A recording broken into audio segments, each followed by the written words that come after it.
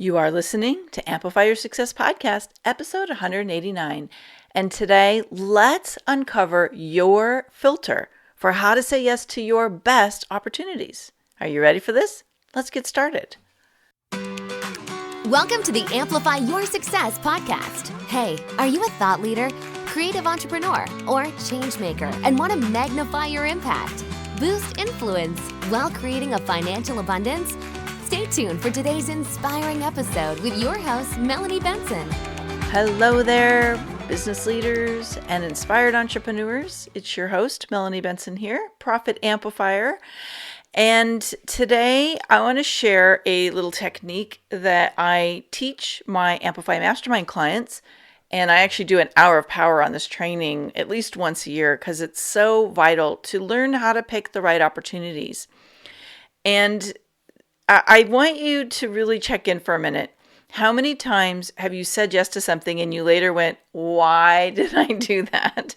It's not really going to work. It didn't give me the results I wanted. It's not aligned. And here's a little secret of success. You will always have more opportunities than you can ever say yes to or manage.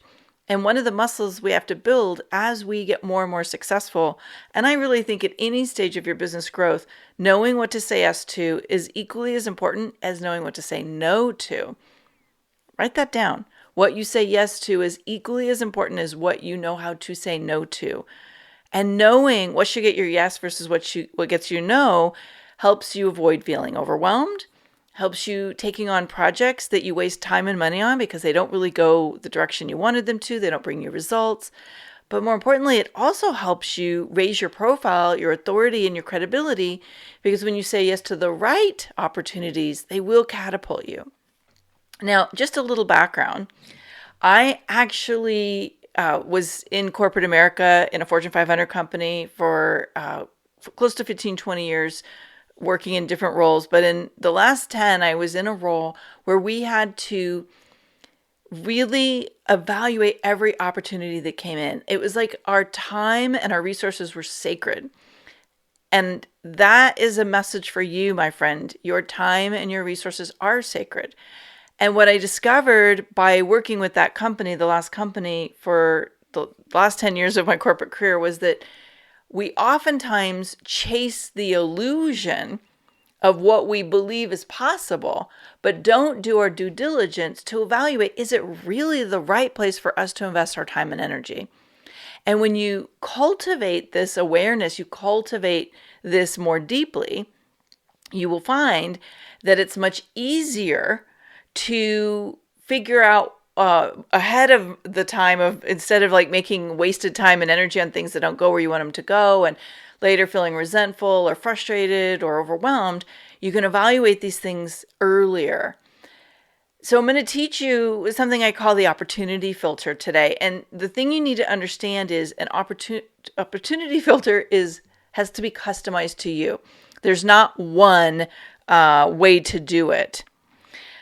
There has to be a customization to you with what you are needing and wanting. So I'll go through that in a minute. But before I do that, I know one of the priorities that's hot on everybody's mind right now is visibility. I need to be seen. I need to get myself in front of more audiences.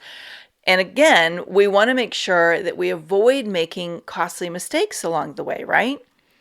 So I want to give you a resource. It's my gift to you. It's free right now at getmagneticmessaging.com/report. This is a list of the 17 most common mistakes that entrepreneurs and service professionals and business owners and business leaders, they tend to make when booking themselves on podcast guesting spots or interviews or virtual summit interviews or when they're participating in some kind of an opportunity to message what they do to the public and share their message. And these are really common mistakes that pretty much everybody makes in the beginning. But I want to help you avoid these mistakes because these are the reasons why you might be out there podcast guesting and not getting clients and leads. If you're podcast guesting, if you're on virtual summits, you should be getting clients. You should be getting leads. And if you're not, you're probably making one of these mistakes. So go over to getmagneticmessaging.com/report. download my 17 common mistakes that smart people make when they're guesting on podcasts, and find out if you're making any of these podcast mistakes. And if you are, and or you really just want to up your game on podcasts, check out the Get Magnetic Messaging program. We're starting to do enrollments again for the fall class. That might just be where you need to focus your energy, might be the opportunity that will help you really start nailing your podcast guesting so that you're monetizing it better. Now, let's talk about opportunities and what kind of opportunities you were going to want to use this filter for. So you might be evaluating speaking, whether it's virtual or digital events or in-person events. Someday we will have those back again. You might be getting a lot of opportunities to participate as a guest expert in a summit or a giveaway. You might be looking at joint ventures or partnerships. There's no shortage of people who want to partner up and share each other's message or materials with your community. You might be considering launching a new offer. Basically, anytime you have an opportunity for visibility, for selling, for sharing your message, but it's going to take your time to do it, we need to start evaluating, is this really the right opportunity to say yes to? Now, there's one more thing you have to look at too, and that is as you establish your brand and your values basically to your community, you also want to evaluate, are the people you're saying yes to aligned with those values? So here is 5 questions to help you start to build your opportunity filter. Now, as I mentioned before, these have to be customized. It's not what Melanie does or what another friend of yours is doing. You have to make sure that you're designing this so it fits what you need. And that's what helps you make the best decisions. I have a lot of clients sometimes say, well, what would you do? And I'm like, well, we have to look at what's important to you. And we always start with the number one most important thing is, what is your goal? Okay, what is your goal? Your goals are whatever that project or that outcome is that you want for a 90-day, 6-month, or 1-year period. Okay, and every opportunity that comes my way, the first thing we look at is this really going to help us meet this goal, to say yes to it? But you can't stop there. And this is where it gets a little messy for people, is that sometimes you say, well, will this help me get to the goal? Yeah, it's visibility. It'll help me get to the goal. There's 4 more criteria that we need to evaluate. Okay, so the second one is, what is super important right now? AKA, what's your priority? So here's where this really starts to fall apart for people is, you may say yes because it's part of your goal, but you've forgotten that what you need is to actually get some cash in the door, or you're writing your book, or you're getting ready for speaking gig. And so now you've said yes to something that's going to compromise your availability to do a good job for that other thing you've already committed to, or it's going to take time and energy away from the thing that would produce revenue in the next 30 days. It doesn't mean it's a bad opportunity. It may just mean you can't say yes right now. And that leads us to the next one, the third one, which is there an opportunity cost? Well, an opportunity cost basically means, can I say yes to this without saying no to something that's more important right now? And notice I said more important, meaning you always are going to have conflicting priorities, but you have to decide, is this the most important thing I'm supposed to be doing right now? Is this the most aligned, the most valuable? Is this going to get me to the cash flow, to the credibility boost, to getting the support I need to grow my business? Is it going to help generate revenue, right? You have to really look at that and say, what am I going to say no to make room for this yes? Now, there are some people who are like, I can totally do it all. Yes, you can, but not all at the same time. The only way to get more than one thing done at once is to hire a team that's self-sufficient and able to take ownership and responsibility.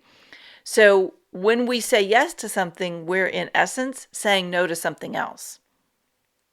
Let me say that again. When we're saying yes to something, we're in essence saying no to something else. for the time that you will dedicate to that new priority, that new opportunity, that new goal, you will have to say no to something else.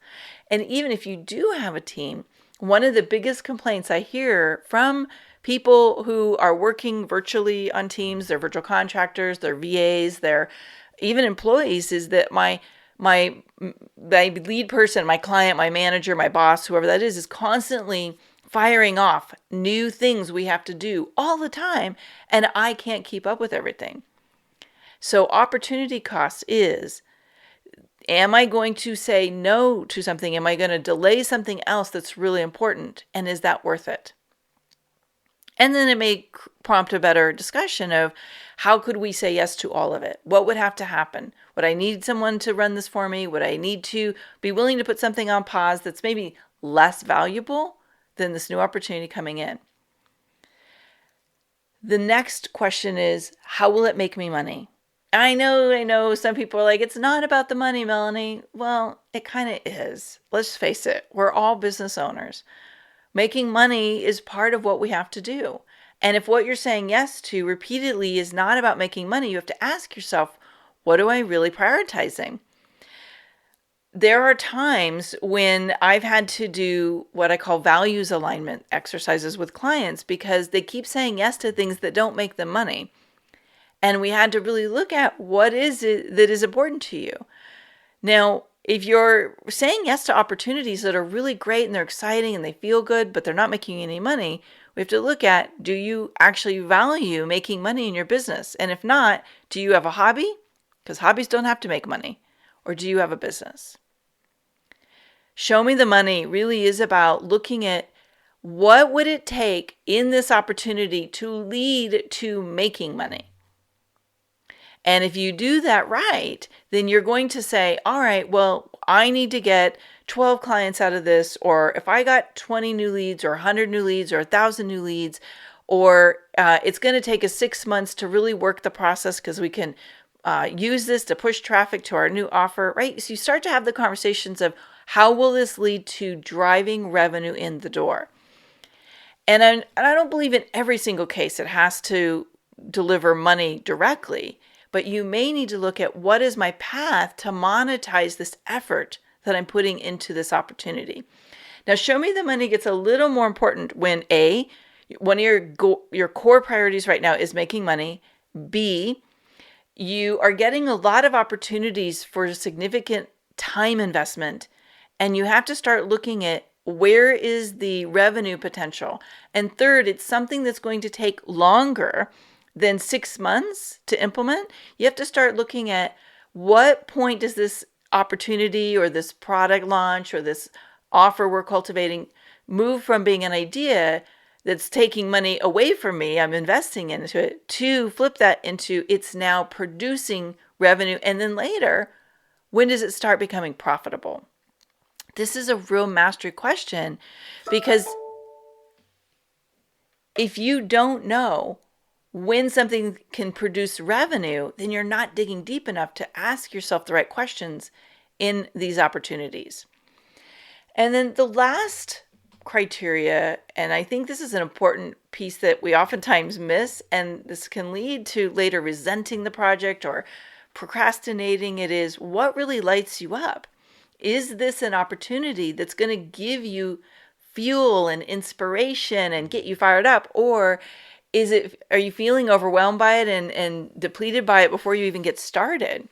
Look, I'm all for making money. I'm all for doing things that stretch you out of your comfort zone. I'm all for challenging ourselves to play a bigger game, which won't always feel exciting at first. It might feel terrifying. But if it doesn't light you up, if the end goal isn't exciting to you, then chances are you're going to say yes to something that's just going to feel like work. And so some of the things you have to look up here is, what do I really value? What are the things that make me feel like I'm so aligned, I'm so in my zone of awesomeness and genius that I can't wait to do this? So here's a quick litmus test on that. If you are feeling very contracted by something, meaning the idea of moving this forward is so depleting you and it feels exhausting, that's contractive. If there's a lot of fear around it, that's different. But if it's literally feeling like it's going to suck the life out of you, that's contractive. Or is it feeling expansive, meaning it's exciting, you can't wait to work on it, there's a lot of potential there, you're so fired up about it, you can barely sleep at night, right? Like that's more expansive. And so I'm always looking at something, is this expansive or contractive? Now it can be both. And that's when you know that the way this is framed right now, there's something about that's contractive that has to be addressed before you jump in and dedicate time and money and resources. So that might mean there's a fear around it. We need to clear out that fear so you can actually be fully excited and present to the opportunity. It may be that the timeline you've set, there's a part of you that goes, yeah, you're doing that thing again where you get way too excited and you're putting something in that's unrealistic. So that might be contractive and you can move the timeline. Or maybe things you've never done before and that feels contractive. Just become aware of what feels like it's tightening and oppressive versus exciting and expansive. And that will give you a lot of great information. And again, if you need to book a session, I have revenue rush roadmap sessions available to help you figure out what are the right opportunities to say yes to and how to structure them so they accelerate the results. If you head over to melaniebenson.com/coaching, you'll see what opportunities are available to you to book in those sessions. As we wrap this episode up, I'd love to hear, what can you apply this opportunity filter to? How can you start using this to say yes to better opportunities that propel you forward and have clear, powerful, confident no's that protect you from the bright, shiny objects and distractions that tend to derail you from the greater opportunities available. Come on over to the Amplify Your Success community and share what you see is an opportunity that you need to say yes to or no to. This is Melanie Benson, your host. Thanks so much for listening in today. If you want to catch up on any of the show notes and circle back on any of the resources we shared in today's show, head on over to the show page at amplifyyoursuccesspodcast.com. And remember, you amplify your results faster when you're in a community of other people who are moving and shaking. Join us at amplifyyoursuccesscommunity.com. One last thing, when you've gained insight from today's episode, help us share that and inspire other people by heading over to iTunes, subscribing, and give it a review. iTunes absolutely loves seeing these reviews pop up, and it actually helps boost my show's visibility. So I would be super grateful for your reviews. And as always, I love seeing your shares of these episodes on Twitter, Facebook, and Instagram. Come find me over there. Tag me in your shares. I'll give you some social media love right back. So see you next week for another inspiring episode of Amplify Your Success Podcast.